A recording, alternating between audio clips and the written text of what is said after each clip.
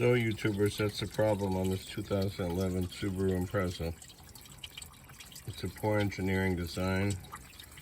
The water used to run down the windshield, straight through the air filter into the AC area, air conditioning area of the car, and drip straight onto the passenger floor. They've created shields. Simply a window washer bottle cut in half. You can see the water aggressively running over the top.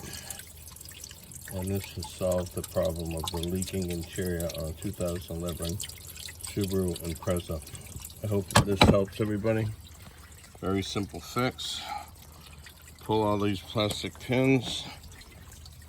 Here's the holes for them. There's about 5 going across the car.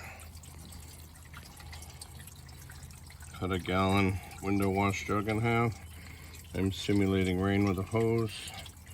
And this job is done, people. Enjoy YouTube. Click a thumbs up if you like this video. Matty G, the mechanic. Bye.